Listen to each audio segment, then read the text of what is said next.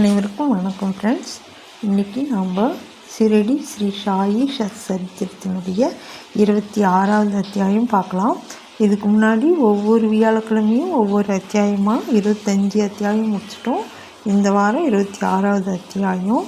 தொடர்ந்து பார்க்கணுன்னா சாயி கவிச்சாரல் சேனலை சப்ஸ்கிரைப் பண்ணிக்கோங்க. நீங்கள் எப்போ தொடங்குறீங்களோ ஒன்றுலேருந்து தொடர்ந்து எல்லாமே பார்க்கலாம். சரி, சத்சரிதம் படிக்கிறதுக்கு முன்னாடி நம்ம இஷ்ட தெய்வங்களை வணங்கிக்கலாம் வாங்க. ஓம் சாய் பாபா போற்றி, ஓம் எம்பெருமானே போற்றி, ஓம் விநாயகரே போற்றி. இன்றைக்கி நம்ம 26வது அத்தியாயத்தில் என்னென்ன பார்க்க போகிறோம் அப்படின்னா, 1வது பக்த பந்த், 2 ஹரிச்சந்திர பிதலே, 3 கோபால் ஆம்டேகர் ஆகியோரின் கதைகள். இதை தான் பார்க்க போகிறோம். முதல்ல முன்னுரை. இப்பிரபஞ்சத்தில் நாம் காணும் யாவும் மாயையின் விளையாட்டே, கடவுளின் ஆக்கும் ஆற்றலே. இவைகள் உண்மையில் இருப்பவை அல்ல. உண்மையான பரபிரம்மே நிச்சயமாக இருக்கிறது. இருளின் காரணமாக ஒரு கயிற்றையோ ஒரு மாலையையோ பாம்பாக நாம் எண்ணிக்கொள்வதைப் போலவே புறத்தோட்டத்தை மட்டுமே காண்கிறோம். காணக்கூடிய பொருள்களிலெல்லாம் உள்ளுரைந்து கிடக்கும் மெய்ப்பொருளை நாம் காண்பதே இல்லை. நமது அறிவு கண்களை சத்குரு மட்டுமே திறந்து விடுகிறார். பொருள்களை அவைகள் தோட்டத்தில் காணப்படுவது போல் பாராமல் உண்மையான ஒளியில் அவைகளை காணுமாறு நம்மை அவர் ஊக்குவிக்கிறார். எனவே நாம் சத்குருவை வணங்கி உண்மையான காட்சியை, அதாவது கடவுள் காட்சியை நமக்கருள நாம் வேண்டி நிற்போம். அடுத்த தலைப்பு அந்தரங்க வழிபாடு. ஒரு நூதன வழிபாட்டை ஹேமாத்மந்த் நமக்கு கொடுத்திருக்கிறார். சத்குருவின் பாதாம்புயத்தை கழுவும் வெந்நீராக நமது ஆனந்த கண்ணீரை உபயோகித்து பரிசுத்தமான அன்பு என்னும் சந்தனத்தை அவர் மேனியில் பூசிவிட்டு உண்மை நம்பிக்கை என்னும் உடையை அவர் மேனிக்கு உடுத்தி நமது 8 விதமான சாத்வீக உணர்ச்சிகள் என்னும் அஷ்ட கமலங்களையும் ஒருமை மனது என்னும் கனியையும் அவருக்கு சமர்ப்பிப்போம். பக்தி என்னும் நறுமண கரும்பொடியை அவர் தலைக்கு இட்டு பற்று என்னும் வேட்டியை கட்டிவிட்டு நமது தலையை அவர் பாதங்களில் வைப்போம். இத்தகைய எல்லா அணிமணிகளினாலும் சத்குருவை அலங்கரித்துவிட்டு நமது அனைத்தையும் அவரிடம் சமர்ப்பித்து விடுவோம். உஷ்ணத்தை போக்குவதற்கு பக்தி என்னும் சாமரம் கொண்டு வீசுவோம். இத்தகைய பேரானந்த வழிபாட்டுக்கு பின் அவரை இங்கனம் வேண்டுவோம். எங்களது புத்தியை திசை திருப்பி விடுங்கள், அந்தர்முகமாக செய்யுங்கள். நித்தியாநித்திய வஸ்துக்களை பகுத்துணரும் விவேகம், எல்லா உலகப் பொருள்களின் மீதும் பற்றின்மை ஆகியவைகளை எங்களுக்கு நல்கி ஆத்ம உணர்வை அடைய இவ்விதமாக எங்களை ஊக்குவியுங்கள். ஆன்மாவையும் உடலையும் உம்மிடம் ஒப்புவித்தோம், அதாவது தேகாத்ம புத்தியையும் அகங்காரத்தையும். எங்களது கண்களை தங்களதாக்குங்கள். அதன் மூலம் நாங்கள் இன்ப துன்பங்களையே உணராதிருப்போம். தங்கள் சங்கல்பத்தின்படி விருப்பத்தின்படி எங்களது மனதையும் உடலையும் கட்டுப்படுத்துங்கள். தங்கள் பாதாம்புயத்தில் எங்களது மனம் ஆறுதல் பெறட்டும். இப்போது இந்த அத்தியாயத்தின் கதைக்கு வருவோம். அடுத்த தலைப்பு பக்த பந்த்.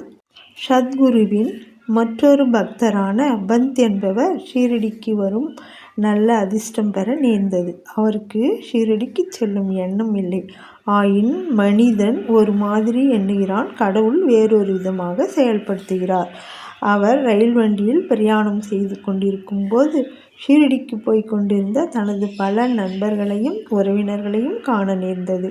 அவர்கள் எல்லோரும் அவரை உடன் அழைத்தனர். அவரால் இயலாதென்று சொல்ல முடியவில்லை. அவர்கள் எல்லோரும் பம்பாயில் இறங்கினர். பந்த் விராரில் இறங்கினார். பின்னர் ஷீரடி விஜயத்திற்காக தனது சத்குருவிடம் உத்தரவு பெற்றுக்கொண்டு செலவுக்கு ஏற்பாடுகள் எல்லாம் செய்த பின் அக்கோஷ்டியுடன் ஷீரடிக்கு புறப்பட்டார். எல்லோரும் மறுநாள் ஷீரடியை அடைந்து மசூதிக்கு சுமார் 11 மணிக்கு சென்றனர். பாபாவின் வழிபாட்டுக்காக குழுமியுள்ள பக்தர்கள் வந்து கொண்டும் போய்கொண்டும் இருப்பதைக் கண்ட அவர்கள் எல்லோரும் மிகவும் மகிழ்ந்தனர். ஆனால் பந்த் திடீரென்று வலிப்பு வந்து உணர்வின்றி கீழே சாய்ந்தார். அவர்கள் எல்லோரும் பீதியடைந்தனர். எனினும் அவரை திரும்ப உணர்வுக்கு கொண்டு வர தங்களால் இயன்றவற்றை செய்தனர். பாபாவின் அருளாலும் அவர் தலைமீது தெளிக்கப்பட்ட நீராலும் அவர் பிரக்ஞைக்கு வந்து அப்போதுதான் தூக்கத்திலிருந்து விழித்தவர் போல் எழுந்து உட்கார்ந்தார். மற்றொரு குருவின் சீடர் அவர் என்று அறிந்து கொண்ட சர்வாந்தர்யாமியான பாபா அஞ்சாமல் இருக்கும்படி அவருக்கு உறுதி கூறி அவரது சொந்த குருவின் மீதுள்ள நம்பிக்கையை உறுதிப்படுத்தி கீழ்கண்டுவாறு அவரிடம் கூறினார். வருவது வரட்டும், விட்டுவிடாதே. உனது ஆதாரத்தையே, அதாவது குருவையே உறுதியாக பற்றி கொண்டு எப்பொழுதும் நிதானத்துடனும் சதா காலமும் அவருடன் ஒன்றியும் இருப்பாய். இம்மொழிகளின் குறிப்பை பந்த் உடனே அறிந்து கொண்டார். இவ்விதமாக அவர் தமது சத்குருவை நினைவு கூர்ந்தார். பாபாவின் இந்த அன்பை அவர் தம் வாழ்நாளில் மறக்கவே இல்லை. அடுத்த தலைப்பு ஹரிச்சந்திர பிதலே. பம்பாயில் ஹரிச்சந்திர பிதலே என்னும் பெயருள்ள மனிதர் ஒருவர் இருந்தார். காக்காய் வடிப்பால் அவதியுறும் ஒரு மகன் அவருக்கு இருந்தான். பல அலோபதி ஆயுர்வேத வைத்தியர்களிடம் காண்பித்து குணமேதும் ஏற்படவில்லை. ஒரே ஒரு வழிதான் பாக்கி இருந்தது, அதாவது ஞானிகளிடம் அடைக்கலம் புகுவது. தாஸ்கனு தமது மிகச்சிறந்த அற்புதமான கீர்த்தனைகளால் பம்பாய் ராஜதானி எங்கும் பாபாவின் புகழை பரவச் செய்தார் என்று அத்தியாயம் 15 முன்னரே குறிப்பிட்டுள்ளது. திரு பிதலே இக்கீர்த்தனைகள் சிலவற்றை 1910 கேட்டார். அதிலிருந்தும் மற்றவர்கள் மூலமாகவும் பாபா தமது ஸ்பர்சத்தாலும் வெறும் பார்வையாலும் மட்டுமே அநேக தீர்க்க முடியாத வியாதிகளை குணப்படுத்தியிருப்பதாக அறிந்தார். அதனால் சாய்பாபாவை காண அவர் மனதில் ஆர்வம் எழுந்தது. எல்லா ஏற்பாடுகளையும் செய்து கொண்டு வெகுமதிகளையும் பழக்கொடைகளையும் எடுத்துக்கொண்டு பிதலே குடும்பத்துடன் ஷீரடிக்கு வந்து சேர்ந்தார். பின்னர் அவர்களுடன் மசூதிக்கு சென்று பாபாவின் முன் வீழ்ந்து நமஸ்கரித்துவிட்டு தனது நோயாளி புதல்வனை பாபாவின் பாதங்களில் வைத்தார். பாபா குழந்தையை கண்ட அத்தருணத்திலேயே ஒரு அசம்பாவிதம் நிகழ்ந்தது. கண்களை சுழற்றி கொண்டு அப்புதல்வன் உணர்வற்று கீழே விழுந்தான். அவனது வாய் நுரை தள்ளி உடம்பு முழுவதும் வியர்த்து கொட்டியது. உயிரை விட்டு விடுவான் போல் தோன்றியது. இதை கண்டோர் பெற்றோர் மிகவும் படபடத்து உணர்ச்சி வசப்பட்டனர். பையனுக்கு அடிக்கடி வலிப்பு வருமாயினும் இந்த வலிப்பு நீண்டதாக தோன்றியது. தாயாரின் கண்களிலிருந்து மிகுந்த கண்ணீர் வந்து அவள் அழத் தொடங்கிவிட்டாள். கொள்ளைக்காரனுக்கு பயந்து ஒரு வீட்டில் ஒளிந்த ஒருவன் மீது அவ்வீடு சரிந்து விழுந்து விட்டதைப் போலவும், புலிக்கு பயந்து ஓடிய பசு ஒன்று கசாப்பு கடைக்காரன் கையில் அகப்பட்டு கொண்டதைப் போலவும், வெப்பம் தாங்காது ஒரு மரத்தடியில் ஒதுங்கிய ஒரு வழிப்போக்கன் மீது அம்மரமே சாய்ந்து விழுந்து விட்டதைப் போன்றும், பக்தியுள்ள ஒருவன் கோயிலுக்கு வழிபடச் சென்றபோது அக்கோயிலே அவன் மீது இடிந்து விழுந்து விட்டதைப் போன்றும் தனது நிலை இருப்பதாக கூறி அவள் ஓலமிடத் தொடங்கினாள். பின் பாபா அவளை நோக்கி, இம்மாதிரி ஓலமிடாதே, கொஞ்சம் பொறு, அமைதியாயிரு. உன் இருப்பிடத்துக்கு இவனை எடுத்துச் செல். அரை மணி நேரத்தில் அவன் சுவாதனத்துக்கு வருவான் என்று கூறி தேற்றினார்.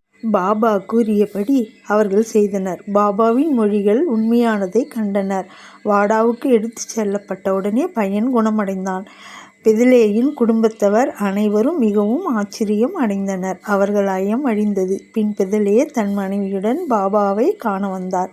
அவர் மின் மிக பணிவாகவும் மரியாதையாகவும் வீழ்ந்து நமஸ்கரித்துவிட்டு பாபாவின் கால்களை பிடித்துவிட்டவாறே மனதில் பாபாவின் உதவிக்கு நன்றி செலுத்தினார். பாபாவின் புன்சிரிப்புடன், உமது எல்லா எண்ணங்களும் சந்தேகங்களும் கருத்துக்களும் இப்போது சாந்தப்படுத்தப்பட்டனவா? நம்பிக்கையும் பொறுமையும் உடையோரை ஹரி காப்பாற்றுகிறார் என்றார். பிதலே வசதியுள்ள பணக்கார மனிதர். பெருமளவில் அவர் இனிப்புகளை விநியோகித்து பாபாவுக்கு மிகச்சிறந்த பழங்களையும் வெற்றிலை பாக்கையும் அளித்தார். பிதலேயின் மனைவி மிகச்சிறந்த பண்புடையவள், எளிமை, அன்பு, நம்பிக்கையுடையவள். தூணுக்கு அருகில் அமர்ந்து கண்களில் ஆனந்த கண்ணீர் பொங்கி வழிய பாபாவையே உற்று பார்த்த வண்ணம் அமர்ந்திருப்பாள். அவளது நட்பும் அன்புமுள்ள குணத்தைக் கண்டு பாபா மிகவும் சந்தோஷமடைந்தார். முழு மனதோடும் முழு ஆத்மாவோடும் தம்மிடம் சரணடைந்து வழிபடுவோர்பால் ஞானிகளும் கடவுள்களும் சார்ந்திருக்கின்றனரென்றோ. பாபாவின் சந்நிதானத்தில் சில இன்பமான நாட்களை கழித்த பின்னர் அக்குடும்பத்தினர் புறப்படுவதற்கு பாபாவின் அனுமதியை பெற மசூதிக்கு வந்தனர். உதியையும் ஆசீர்வாதத்தையும் அவர்களுக்கு பாபா அளித்த பின்பு பிதலேயை அருகே அழைத்தார். பாபு, நான் உனக்கு முன்பே 2 ரூபாய் கொடுத்திருக்கிறேன். இப்போது 3 ரூபாய் தருகிறேன். இதை உனது பூஜை அறையில் வைத்துக்கொள். நீ நன்மை அடைவாய் என்று கூறினார். இவைகளை பிரசாதமாக ஏற்றுக்கொண்டு மீண்டும் அவர் முன் வீழ்ந்து வணங்கிவிட்டு அவரது ஆசீர்வாதத்துக்காக வேண்டி நின்றார். ஷீரடிக்கு இதுவே தமது முதல் விஜயமாதலால் பாபா தாம் முன்னரே 2 ரூபாய் கொடுத்ததாக சொல்லியது தமக்கு விளங்கவில்லை என்ற எண்ணம் அவர் மனதில் எழுந்தது. இப்புதிர் விடுபடுவதற்கு அவர் ஆவலாய் இருந்தார். ஆனால் பாபா மௌனமாக இருந்துவிட்டார். பிதலே பம்பாய்க்கு திரும்பிய பின் தனது கிழத்தாயாருக்கு ஷீரடியில் நடந்த எல்லாவற்றையும் பாபா அவருக்கு முன்னரே 2 ரூபாய் கொடுத்திருப்பதாக சொன்ன புதிரையும் கூறினார். அந்த கிழவிக்கும் அப்புதிர் புரியவில்லை. ஆனால் இதை பற்றி தீவிரமாக சிந்தித்த பின் நினைவுக்கு வந்த ஒரு பழைய சம்பவம் அப்புதிரை விடுவித்தது. உனது மகனோடு இப்போது நீ சாய்பாபாவை பார்க்க சென்றது போல் பல்லாண்டுகளுக்கு முன் உனது தந்தையும் உன்னை அக்கல்கோட்டுக்கு அப்பெருமாளின் தரிசனத்துக்காக அழைத்துச் சென்றார். அப்பெருமாள் கூட ஒரு சித்தர், பரிபூரண யோகி, சர்வவியாபி, தாராள மனதுடையவர். உனது தந்தை தூயவர், பக்தியுடையவர். அவரது வழிபாடு ஏற்றுக்கொள்ளப்பட்டது. அவர் உனது தந்தைக்கு 2 ரூபாய்கள் பூஜை அறையில் வைத்து வழிபடுவதற்காக அளித்தார். உனது தந்தை தான் சாகும் வரை அதை முறைப்படி வழிபட்டு வந்தார். ஆனால் அதற்கு பின் வழிபாடு புறக்கணிக்கப்பட்டு அந்த ரூபாய்கள் தொலைந்து போயின. சில ஆண்டுகளுக்கு பின் அவற்றின் நினைப்பும் மறந்து போயின. தற்போது நீ அதிர்ஷ்டசாலியாக இருந்ததால் சாய்பாபாவின் ரூபத்தில் அக்கல்கோட் மகாராஜ் உனது கடமைகள், வழிபாடு இவற்றை நினைவூட்டவும் அபாயங்களை அகற்றிவிடவும் தோன்றியிருக்கிறார். இனிமேலாவது ஜாக்கிரதை. எல்லா ஐயங்களையும் கெட்ட எண்ணங்களையும் அகற்றிவிட்டு உனது மூதாதையர் வழி நின்று நன்றாக நடந்து கொள். குடும்ப தெய்வங்களையும் காசுகளையும் வணங்கி நன்றாக எடை போட்டு ஞானிகளின் ஆசிகளில் பெருமை கொள். உனது பக்தி உணர்ச்சிக்கு சமர்த்த சாயி அன்புடன் புத்துணர்ச்சி ஊட்டியிருக்கிறார். உனது நன்மைக்காக அதை பயிர் செய்வாய் என்று கூறினாள். தாயாரின் இம்மொழிகளை கேட்டு பிதலே மிகவும் ஆச்சரியப்பட்டார். பாபாவின் சர்வ வியாபத்துவ தன்மையை அவர் அறிய தலைப்பட்டு அதில் உறுதியானார். பாபாவின் தரிசனத்தின் முக்கியத்துவத்தையும் அவர் அறிந்தார். அதிலிருந்து அவர் குணத்தை பற்றி சர்வ ஜாக்கிரதையுடையவரானார். அடுத்த தலைப்பு திரு ஆம்டேகர். பூனாவைச் சேர்ந்த கோபால் நாராயணன் ஆம்டேகர் என்பவர் பாபாவின் பக்தர். அவர் தானா ஜில்லாவில் எக்ஸைஸ் டிபார்ட்மெண்ட்டில் 10 ஆண்டுகளும் பின் ஜவ்ஹர் ஜில்லாவில் பணியாற்றிய பிறகு அங்கிருந்து ஓய்வு பெற்றார். வேறு ஒரு வேலை பெறுவதற்காக அவர் முயற்சித்தார். ஆனால் முடியவில்லை. மற்ற கேடுகளால் அவர் தாக்கப்பட்டு அவரது நிலை நாளுக்கு நாள் மோசமடைந்து கொண்டே வந்தது. இதே நிலைமையில் ஷீரடிக்கு ஒவ்வொரு ஆண்டும் சென்று தனது கவலைகளை பாபாவின் முன் சமர்ப்பிப்பதுமாக அவர் 7 ஆண்டுகள் கழித்தார். 1916இல் அவரது நிலைமை மோசமாகி ஷீரடியிலேயே தற்கொலை செய்து கொள்வது என அவர் தீர்மானித்தார். எனவே தன் மனைவியுடன் ஷீரடிக்கு வந்து 2 மாதங்கள் தங்கியிருந்தார். ஒரு நாள் தீக்ஷித் வாடாவின் முன்னால் உள்ள மாட்டு வண்டியில் அவர் அமர்ந்து கொண்டிருந்த போது பக்கத்திலுள்ள ஒரு கிணற்றில் குதித்து தன் வாழ்க்கையை முடித்து கொள்ள அவர் தீர்மானித்து விட்டார். அவர் ஒரு மாதிரியாக எண்ண பாபா வேறொரு விதமாக நடப்பித்தார். இந்த இடத்துக்கு சில அடி தூரத்தில் இருந்த ஒரு ஓட்டல் முதலாளியும் பாபாவின் அடியவருமான சகுன் என்பவர் வெளியே வந்து அவரிடம், அக்கல்கோட் மகாராஜின் இச்சரித்திரத்தை நீங்கள் எப்போதாவது படித்திருக்கிறீர்களா என்று கேட்டார். ஆம்டேகர் அவரிடமிருந்து அந்நூலை வாங்கி படிக்கத் தொடங்கினார். எதேச்சியாக அல்லது தெய்வாதீனமாக கீழ்கண்ட ஒரு கதையை அவர் படிக்கத் தொடங்கினார். அக்கல்கோட் மகாராஜின் அடியவன் ஒருவன் தீர்க்கப்பட முடியாத ஒரு வியாதியால் மிகவும் அல்லலுற்று கொண்டிருந்தவன். அந்த வேதனையை மேற்கொண்டு தாங்க முடியாமற் போகவே அவன் மனமுடைந்து தனது தொல்லைகள் எல்லாம் ஒரு முடிவுக்கு கொண்டு வர ஒரு நாள் நள்ளிரவு கிணற்றுக்குள் குதித்து விட்டான். உடனே மகாராஜ் அங்கு வந்து அவனை தன் கரங்களாலேயே வெளியே எடுத்து, நல்லதோ கெட்டதோ உன் முந்தைய கர்மத்தின் பயனை நீ அனுபவித்தாக வேண்டும். அந்த அனுபவத்தால் பூரணமெய்தவில்லையானால் தற்கொலை உனக்கு உதவியளிக்காது. மீண்டும் ஒரு பிறவி எடுத்து அக்கஷ்டத்தையே அடைய வேண்டும். எனவே உன்னை நீயே கொன்று கொள்வதற்கு பதிலாக ஏன் இன்னும் கொஞ்சம் கஷ்டப்பட்டு விட்டு முந்தைய கர்மத்தின் பலன்களை எல்லாம் ஒரேடியாக தீர்த்து முடித்து விடக்கூடாது? இந்த பொருத்தமான தக்க சமயத்தில் கிடைத்த கதையை படித்துவிட்டு மாம்டேகர் மிகவும் ஆச்சரியப்பட்டார், உள்ளமுருகினார். பாபாவின் குறிப்பை இக்கதையின் மூலம் அவர் பெற்றிருக்காவிட்டால் அவர் உயிருடன் இருந்திருக்க மாட்டார். பாபாவின் சர்வ வியாபித்துவத்தையும் தயாளத்தையும் அவர் கண்டு பாபா மேலுள்ள நம்பிக்கை அவருக்கு உறுதியாகி அவர் பாபாவின் பெரும் பக்தராகிவிட்டார். அவர் தந்தையார் அக்கல்கோட் மகாராஜின் பக்தராவார். சாயி பாபா அவரையும் அவர் தந்தையார் சென்ற அடிச்சுவட்டிலேயே சென்று அவரிடம் பக்தி பூண்டவராக தொடர்ந்து இருக்கும்படி விரும்பினார். பின்னர் பாபாவின் ஆசீர்வாதம் பெற்றார். அவரின் எதிர்காலம் சிறப்புற தொடங்கியது. பின்னர் ஜோதிடம் படித்து அதில் திறமை பெற்று தனது செல்வத்தை பெருக்கினார். போதுமான பணத்தை சம்பாதிக்க அவரால் இயன்று தனது பிற்கால வாழ்வை சௌகரியமாகவும் வசதியாகவும் கழித்தார்.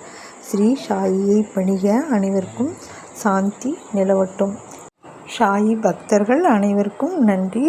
அடுத்த வாரம் வியாழக்கிழமை அத்தியாயம் 27 மீண்டும் நம்ம சந்திக்கலாம். ஒவ்வொரு வியாழக்கிழமையும் அடுத்தடுத்த அத்தியாயத்தை தவறாமல் பாருங்கள்.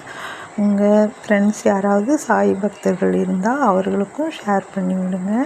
அனைவருக்கும் நன்றி.